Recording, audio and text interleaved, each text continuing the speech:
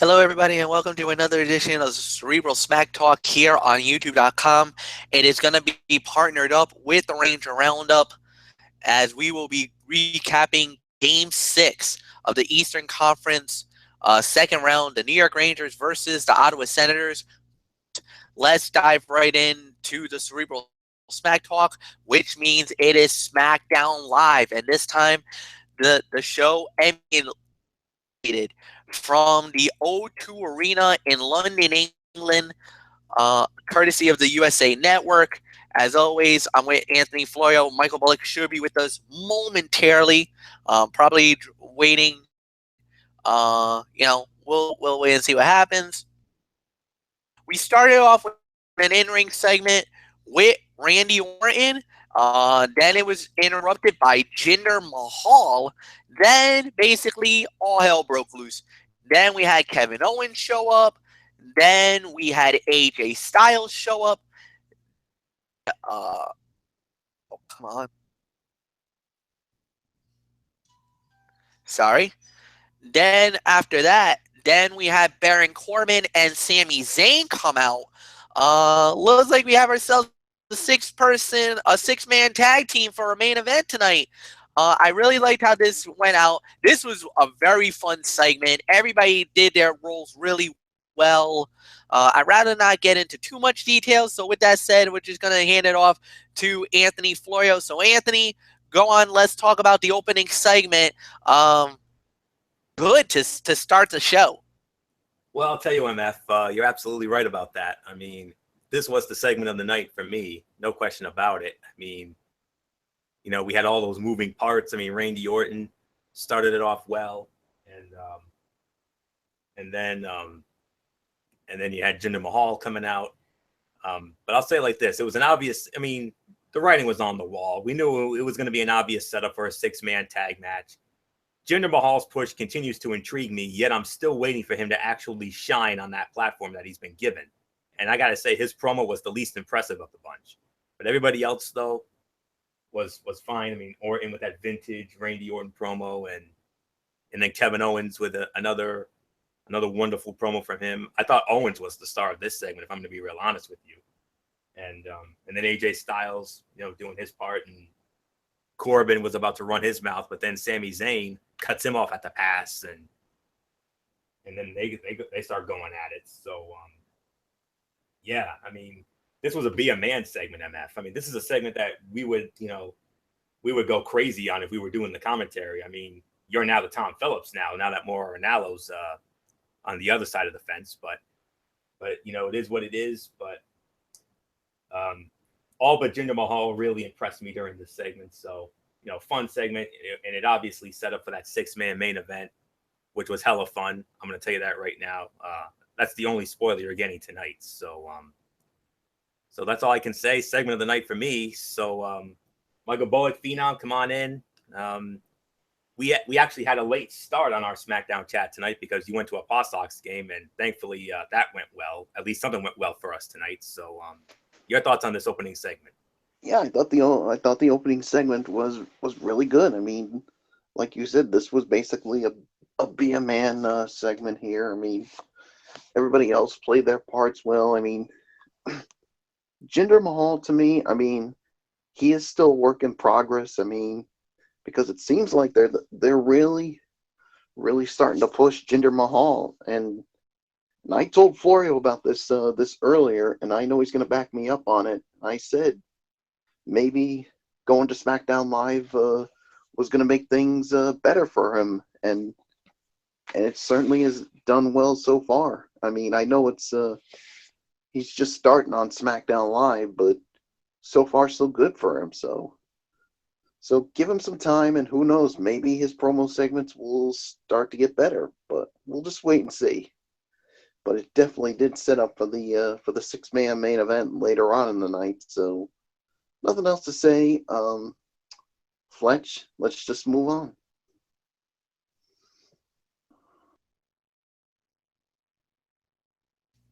All right, then we had ourselves a little bit of a.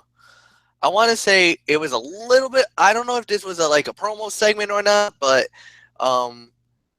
something that, they had. It was just a whatever moment. But we did get our first fight of the night, which was a women's match.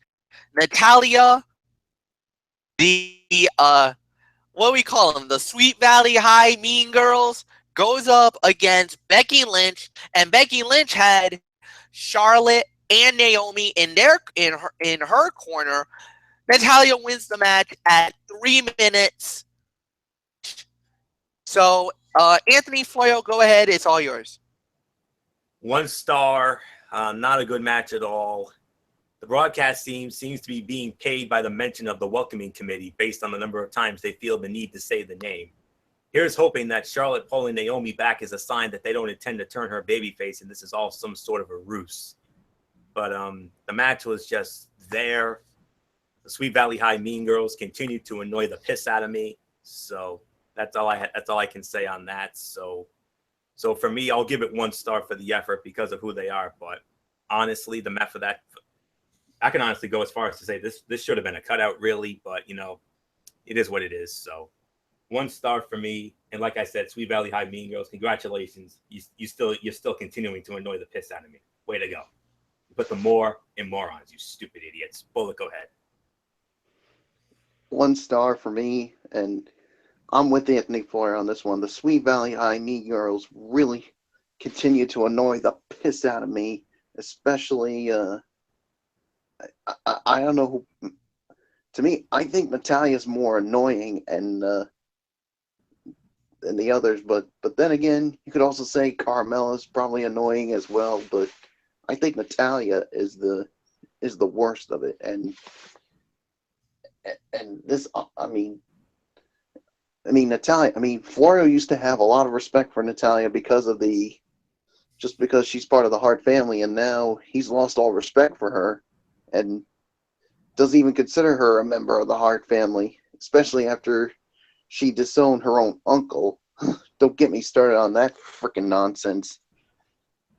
Yeah, so it's obviously setting up for a 6-woman tag team match at Backlash. So 1 star. And Sweet Valley High Mean Girls, yeah, congratulations. You're annoying the piss out of me as well, and you're beyond the point of go away, you bitches. Done. Finish. Fletcher, move on. All right. Yeah, I'm going to give it 1 star as well. There's really nothing more to say. We'll just go right into it. Um, then they had some annoying Brizongo type of thing, making fun of the Usos. I'm not going to say anything about that. We're just going to move on. Next fight of the night, Luke Harper goes one-on-one with Eric Rowan. And Eric Rowan for Luke Harper at 4 minutes and 15 seconds. Michael Bullock, I'll give it to you. Yeah, it's about another 1 star for me. It is surprising that Eric Rowan got the win here, but yeah, it is what it is. I'm not going to get into any further details. 1 star. Fletch, it's yours. I understand it. I can see where you're getting the 1 star rating. So yes, I'll give you that as well. This was really an interesting fight. For the most part, I kind of felt like big man fight, not really amazing. But once it got, I don't even think it really got going. Let's just say that. So I didn't really like the finisher for Rowan. I know they said that they were hyping a new finisher for him. I didn't really care much for that either. I mean, I wish they would do something better because these guys are much better wrestlers. But I don't know. It doesn't really. It didn't work this time. I'm sorry. It just didn't work. Nothing more to say. 1 star. Anthony, go. Yeah, 1 star as well.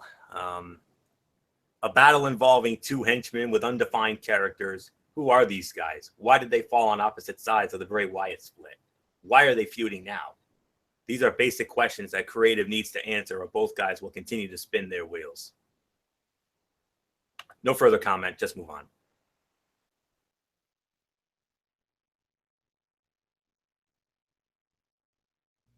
Oh, we're gonna comment on the next part. Oh, we're gonna comment on the next part. This is where I think the highlight of the show goes down. It was Dolph Ziggler cutting a promo. Of course, it was created and it brought out Shinsuke Nakamura. There was a really good exchange between the two of them. Finally, a little physicality as well. Um, they're setting it up pretty nicely for what's going to be one heck of a fight on when they face off at Backlash. So one of the segments of the night, maybe the segment of the night in my eyes. Anthony Floyer, what says you? You can make an argument that this was the segment of the night as well. I mean, this was much better than their last encounter, and not just because of the physicality. Ziggler's mic work was better. His lines about the fans not caring felt a little cliche, but his delivery and the overall promo was stronger, no question about it. So yeah, very good segment. I mean, that crowd was lit when Nakamura showed up. You think they were lit in London? Just imagine how lit they're going to be in Chicago, Illinois, 12 nights from now when we get to Backlash. So this was pretty much just used to make the match for Backlash. So that's all there is to say it. I mean, did you really think they were gonna give this fight away on free television? No, that wasn't happening. No way. So yeah. I could say co-segment of the night because I like that other segment too. So but maybe this one might get the nod because it is Nakamura and because the crowd just worships the guy, as does MF. So that's all I can say. So co-segment of the night for me, well done. And Ziggler, that's the best heel promo he's cut since they turned about time, even though I still think he's a loser. So, and Bullock and I had a little fun with Ziggler during this segment. We're just gonna save that for our behind the scenes after that because I don't want to get MF's buttons going like they already are. So we'll save it for after because we had a lot of fun making fun of Ziggler. So. Ain't that right, Bullock? We had a lot of fun with Ziggler, especially behind the backside, if you know what I mean. Oh, I know what you mean, but we'll detail you on it, Fletch, after we're done with our show. But yeah, I say this. Yeah, I say this was a co-segment of the night. I mean, we finally got some physicality, like you said, from Nakamura and Ziggler, and I do agree this was Ziggler's best mic work since they turned him heel. Yeah, so you knew this match was going to go down at Backlash. So yeah, this is definitely going to be another one of the big fights of the night here at Backlash. And man, I certainly can't wait for that crowd when Shinsuke Nakamura comes out in Chicago. So and that's going to be epic. So. Co-segment of the night, Fletch, let's move on.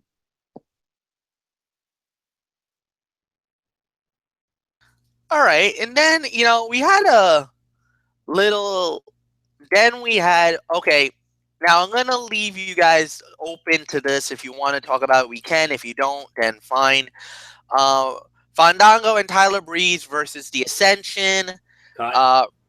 Cut. No all right, comment. all right. I'll leave it at that. So there was a little post-fight thing. The Usos came out. They said that they were not going to rush the ring yet, but they did talk about that they were going to save their opportunity to get even with Brazongo, I guess, for all the for the funny ha stuff that they've been doing. So fine. Then there was I want to say it was a pretty cool segment. This was backstage. Mojo Rawley giving a tour with some of the local London kids. Talk about the history of Andre the Giant. He got to see the Andre the Giant Memorial Battle Royale trophy. Very rare we see the trophy in this kind of setting, but it was a little cool segment. I thought it was pretty fun. I thought it was cool, for Mojo Rawley. Then Rusev cuts a promo saying that He recalls that he wanted it a title shot or he was going to go home. Hasn't heard from Shane McMahon. Basically saying he wants an answer. He wants it next week on SmackDown Live. All right, cool. We'll wait and see what happens there. All right. Main event time, ladies and gentlemen, on SmackDown Live. Tonight, it was Randy Orton, AJ Styles, and Sami Zayn versus Jinder Mahal, Kevin Owens, and Baron Corbin. And the winners of the bout in 21 minutes and 50 seconds, it was Jinder Mahal, Kevin Owens, and Baron Corbin. Jinder Mahal pinned Randy Orton for the win. I'll repeat that again. Jinder Mahal got the victory for his team by pinning the WWE champion Randy Orton. All right. Who leads off? I believe it goes to, because okay, hold on. I got to trace back. Give me a minute. Because we did the cutout, and I believe we did the Nakamura thing. That was the last thing we did, which I believe I led off on. Mm-hmm. Yeah, so it goes to me. Yeah. So it goes to you, Anthony. You get the main event of the evening, so go ahead. What else is there to say? This was far and away the fight of the night. Absolutely. 3.5 to 4 stars. A very good main event with the right finish. Jinder Mahal needed the win over Orton, and the broadcast team was quick to point out that he could take the title from Orton that quickly at Backlash. So, yeah, great action throughout. I mean, I'll admit it. I'll openly admit this. I read the spoilers earlier today, and when I heard this match was going down, I had high hopes for it. And seeing it play out on television, I'm not at all surprised that it delivered. I knew it would. Look look at the guys you had in there. Right? I mean, Randy Orton, AJ Styles, and Sami Zayn on the same team. Whoa, that's a dream team right there. And then you throw in Jinder Mahal, Kevin Owens, and Baron Corbin. I mean, yeah. The fight was all over the place. There was some great Shakespearean drama, some good near falls, and like I said, Jinder needed it more than anything, especially if they want us to take him seriously.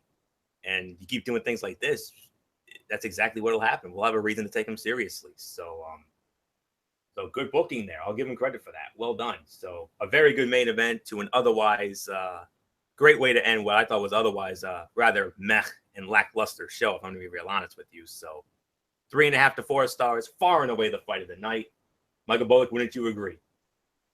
Oh, I agree. This was definitely the fight of the night. 3.5 to 4 stars. I agree with the ratings. So, yeah, I mean, I like the team of Randy Orton, Sami Zayn, and AJ Styles.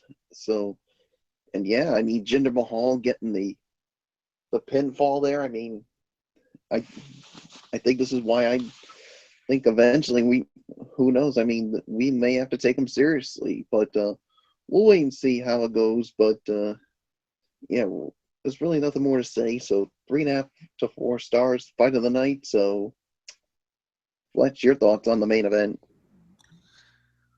4 stars in the main event for me. I think this was a very good match, no doubt about it. Great way to end what, yeah, it was a little bit of a lackluster show, a little bit of a letdown. However, I thought it was still a little better than Raw, but we'll wait and see on the overall review how that plays out. But, I mean, this was okay. This was really good. I like the fact that they gave Jinder the victory. Now that gives a lot more leverage for Jinder Mahal because of the fact that, number one, he stole the WWE title. And a lot of people kind of was like, oh, yeah, all right, fine, whatever. You know, when you steal the title, that you're asking for trouble. But for Jinder Mahal to beat Randy Orton this close to Backlash, now that starts putting the seeds in the fans' mind that maybe Jinder might actually do this. You know, he's beating Randy Orton. He's getting in Orton's head. maybe Orton might not be all there for this fight, and might have a new WWE champion come Backlash. But I think or Orton may be taking Jinder Mahal too lightly. Very true. Absolutely right. He could be taking them very lightly, Michael Bullock. You're absolutely correct about that. Normally, I would get on you for interrupting me, but you know what? But you made a very valid point, so I'm going to give you a reprieve on that one this time around. So you're not going on my list. So I will say that was absolutely Michael Bullock is absolutely right. Maybe Orton is thinking that Jinder is no competition, and now all of a sudden, now he's got to say, "Uh-oh, okay, you know."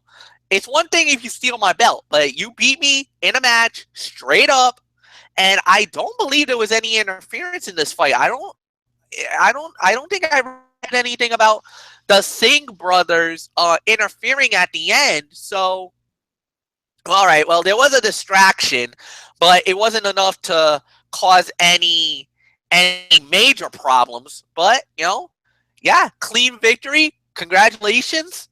And all right, so let's go into overall review. Michael Bullock, you lead off.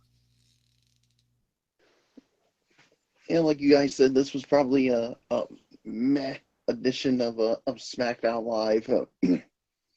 I'll give it about 4.5 to 5 out of 10 is my rating. I mean, the only highlights of the show were to me were the two segments with Shinsuke Nakamura and Dolph Ziggler, and that opening segment with Randy Orton, Sami Zayn, AJ Styles, Jinder Mahal, Kevin Owens, and Baron Corbin. And of course, the fight of the night with that 6-man tag team match. Other than that, everything else was just bleh. So 4.5 to 5 out of 10. And I do agree. I think SmackDown Live was just a smidget better than Monday Night Raw, even though we could say both shows were meh. So that's all I can say. Fletch, it's yours.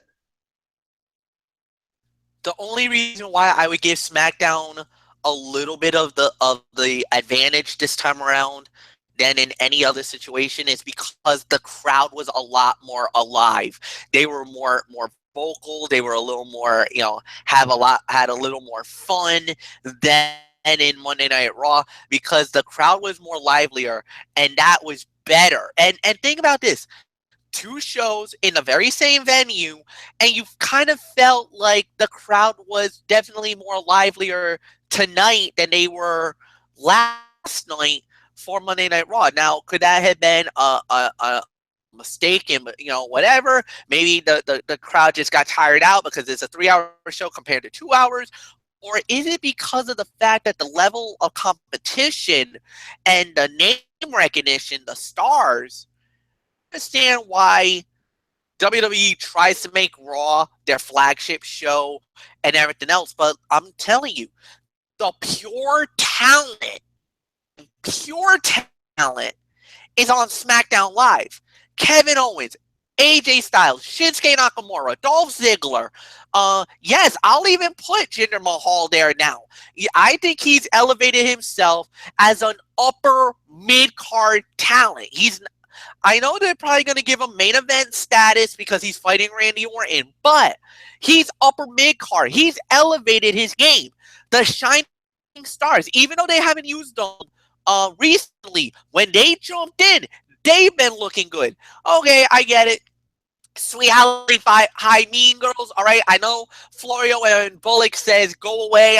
I'm sick and tired of them. I'm sorry, but I hate to say this, gentlemen, and I know I'm going to get a what, and I might get thrown on the list, and I don't give a damn, but they're one of the reasons why I want to watch the women's division.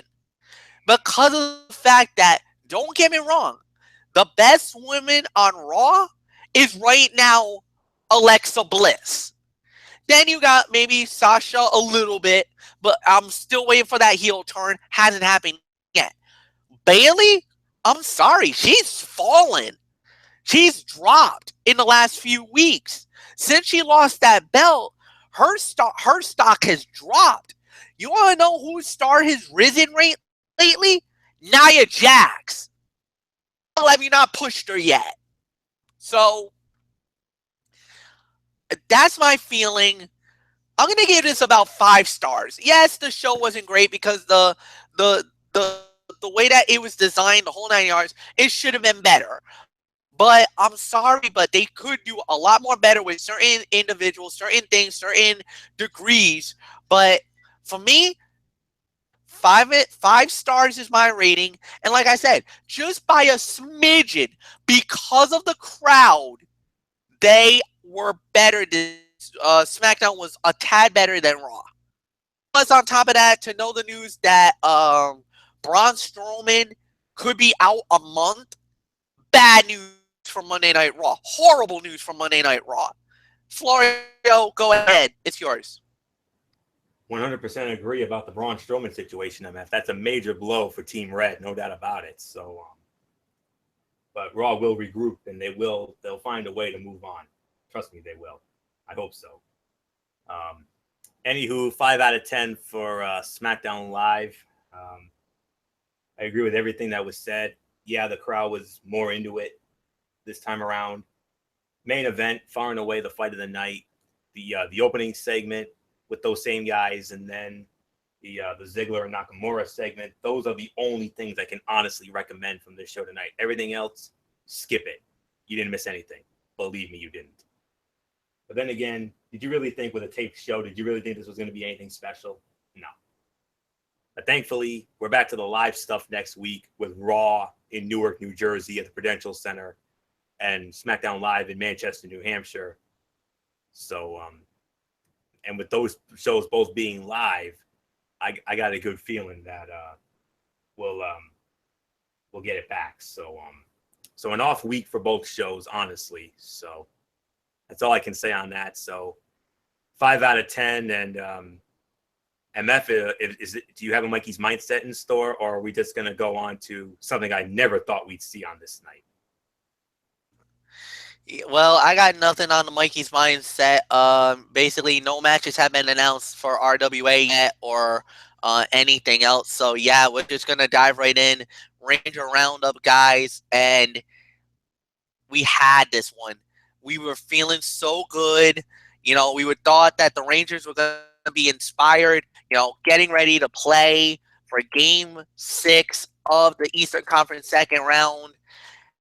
And it turned out disastrous.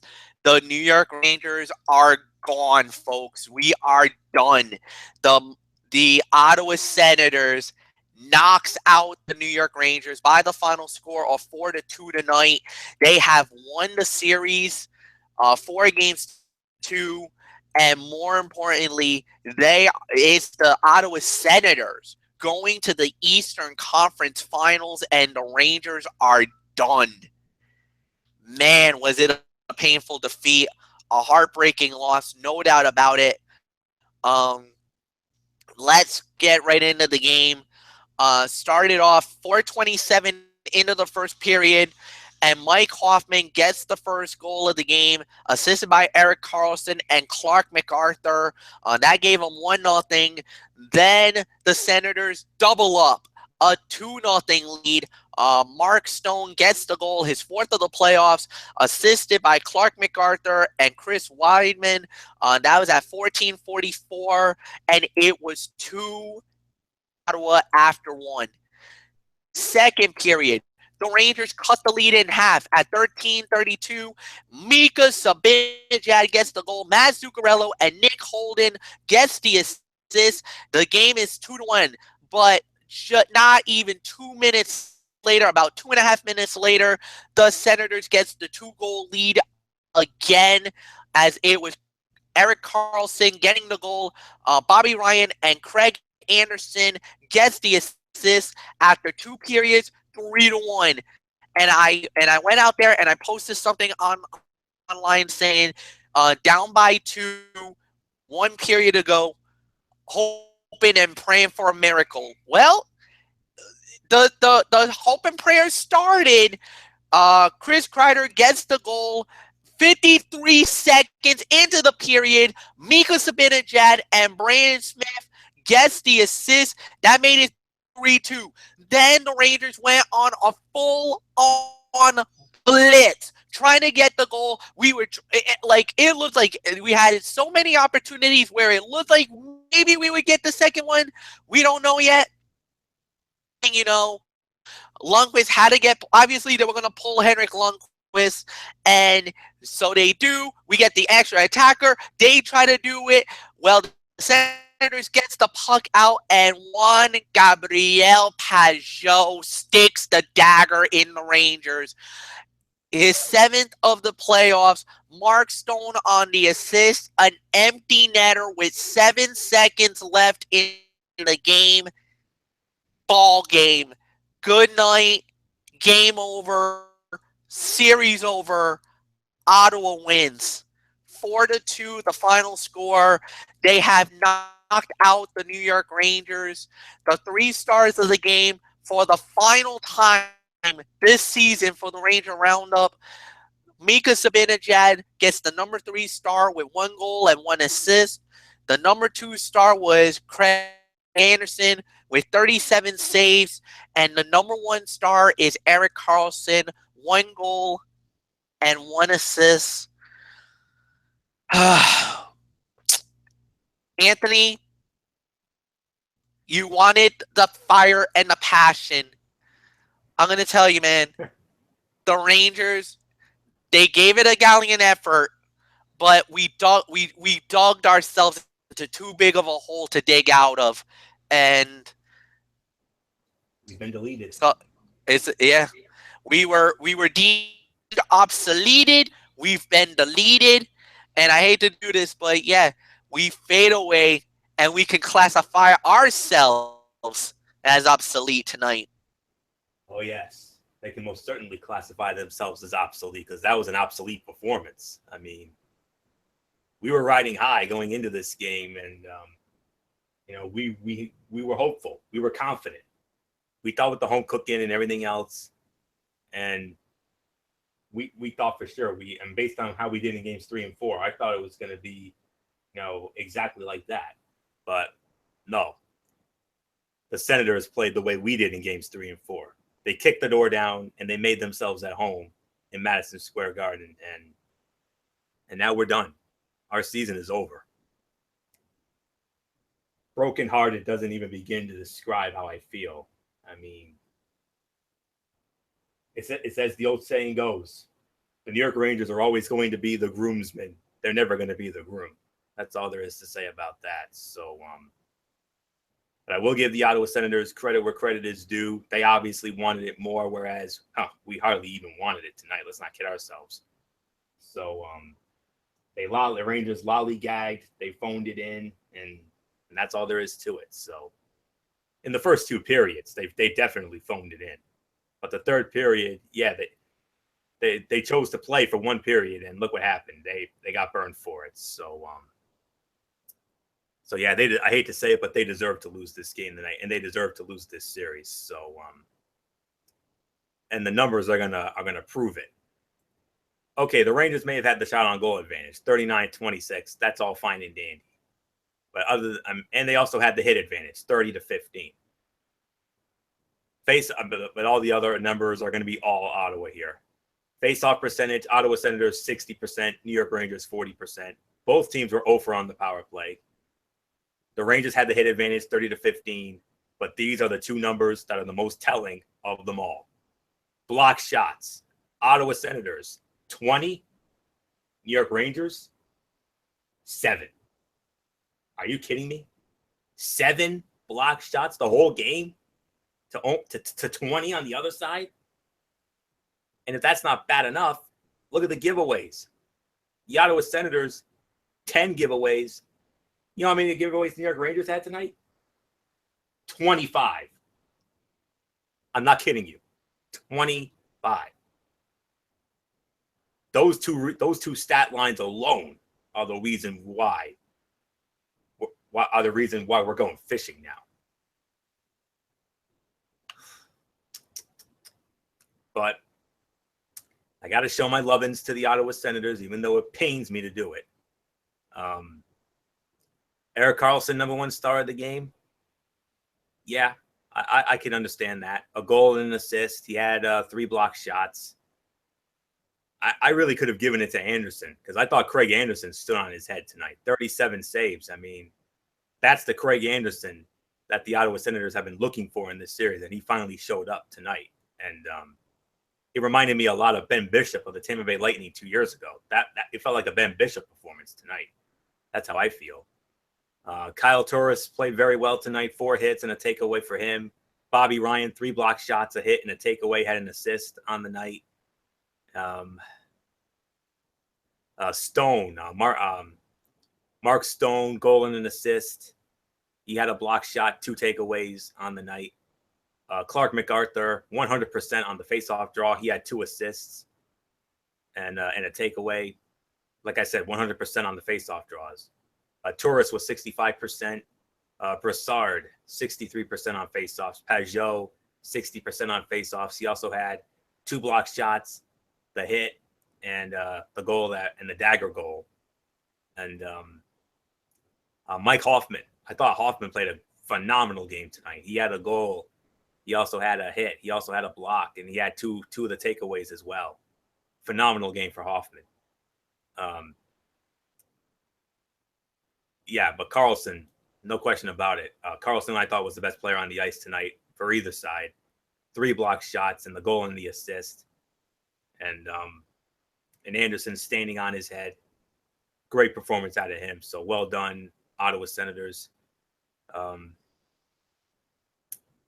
Even though there's that small part of me that really doesn't want to get into the New York Rangers end, I'm going to do it because this is the season finale.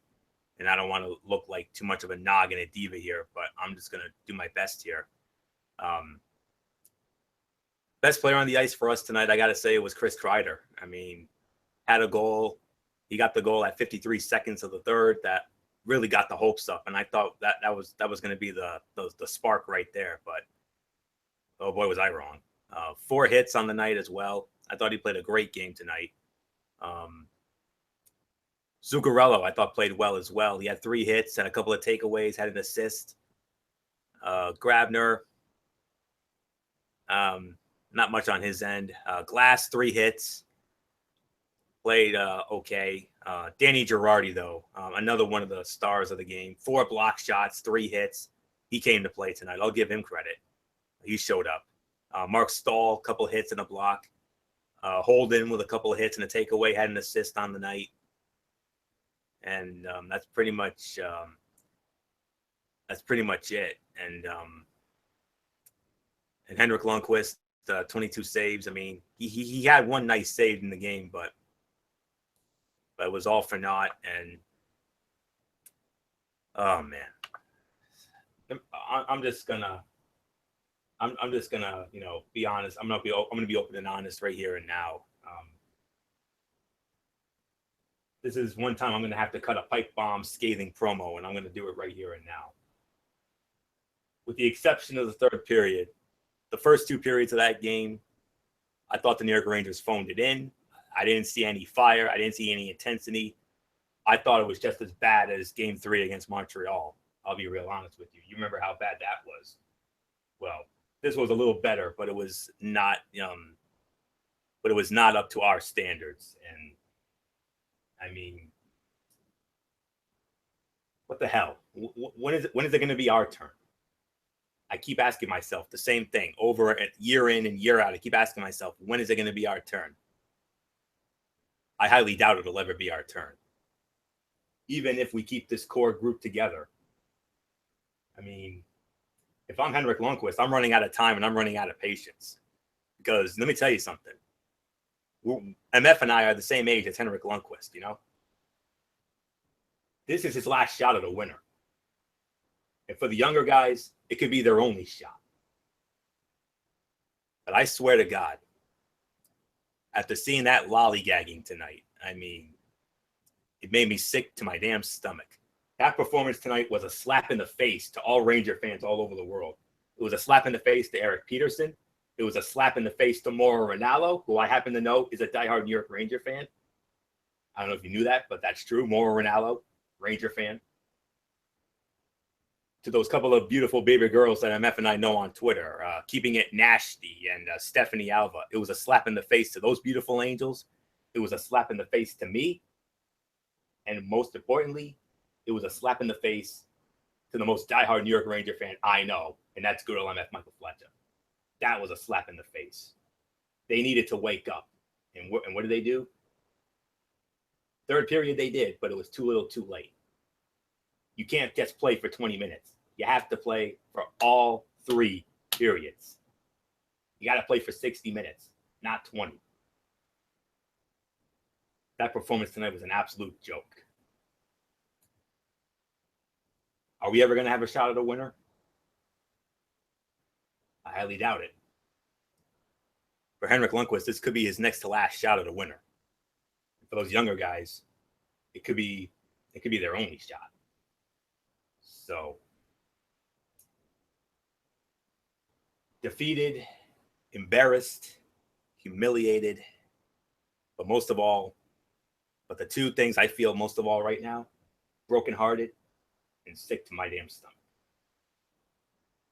Brutal performance tonight. Absolutely. No, brutal doesn't begin to describe it. It was pitiful. Absolutely pitiful. Backs against the wall, and that's the performance we got tonight. Sick. Absolutely sickening.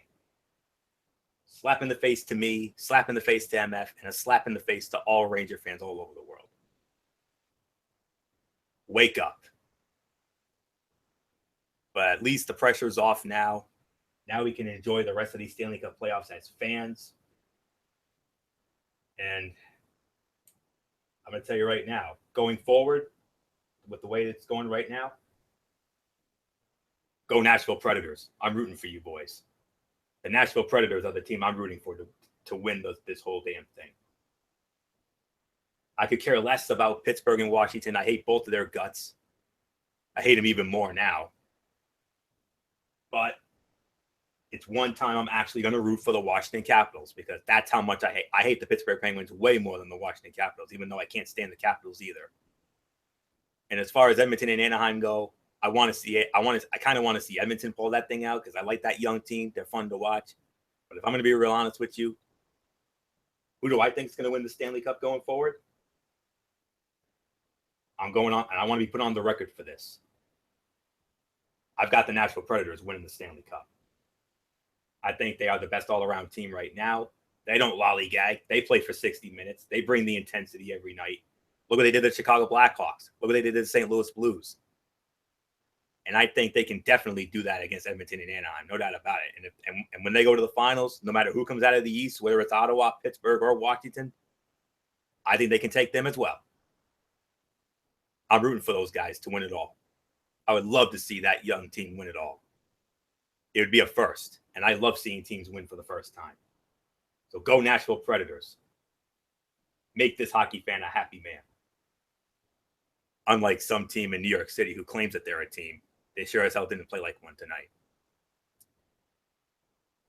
So with all that said, see you next year. Wait till next year. I'm sick and damn tired of wait till next year. No prayer in the world can save this team. Next year, we'll hope for the best, but I don't know. So, and actually, I want to. What? Well, I wanna get your thoughts about this as well. Even though I know this is a little bit of a downtime, but here's something that I think that needs to be brought up, and I would love to get your thoughts about it. Huh? Winter Classic, I heard. We're going to be playing the Winter Classic next year. The New York Rangers. Winter Classic at Citi Field. So this is a game that we normally do year in and year out. Doesn't matter who the teams are. We always do Winter Classic. Exactly. Give me your thoughts. Sabres versus Rangers in Citi Field. Well, I definitely like our chances in that game. I'll be real honest. I mean, we're a better team than Buffalo. Let's not kid ourselves. I mean, they got some promising young talent on that team, with Eichel and those guys. But last time the New York Rangers were in the Winter Classic, last time I checked, I believe we won it. I think it was against the Philadelphia Flyers in 2012 at Citizens Bank Park in Philadelphia. That game they played like a team. They came back from 2-0 down and they won. So I was kind of hoping we could have saw something like that tonight, but we did not. But I do apologize for my cynical nature here. It's just that I just want this team to succeed so badly. I want to see this team win a Stanley Cup, and I still believe in my heart of hearts they can win the Stanley Cup. But all they have to do is, what I think they need to do during the offseason is they're gonna have to do a fire sale. That's all I'm gonna have to say. We might have to get rid of some big names here and bring in some even bigger names who can get the job done. And I'm going to be honest, I'll be surprised if Henrik Lundqvist decides to come back, because if I know him, if I know his warrior spirit, I wouldn't be surprised if he ends up pulling a Raymond Bourque and goes to a contender and finally gets that Stanley Cup. I would not be surprised at all. Hell, I'd even do it if it was me, because that's how bad I'd want to win it all. But like I said, last shot at the winner, and for those younger guys, maybe their only shot. But in all seriousness, I don't think so. I think that close. The window is not closed for New York. I think, but I will agree. I'm gonna be very blunt. They got to retool defensively. There was some liabilities, especially tonight. Defensemen, we need a major upgrade in defensemen. I got no doubts in my mind, because we got a really good core. Zuccarello, Kreider, I think Jasper Faust, Jimmy Vesey, Rick Nash. You know what? Normally I'd be ripping Nash for a number of years. I thought he had a very good postseason this year. I cannot say anything bad about Jimmy Vesey. I thought he did a very good job this year. But the defense, that's the thing that really eats me alive, because defensively there was too many mistakes and it cost us. So I think there's going to be a lot of retooling on the defenseman side.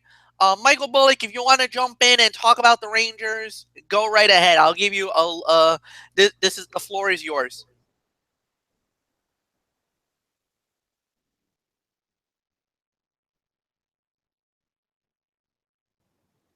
Bullock, are you with us?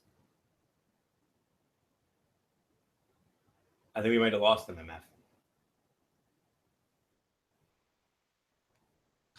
All right, then I guess we'll end the show here. Then, all right, so we'll just wrap it up now. Say thank you so much for all you guys for watching.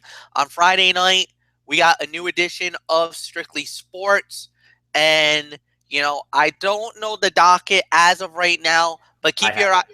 All right. I have it. I'll put it in the I'll put it in the chat box for you to read off. All right. It'll be an interesting show, I'll say that for sure.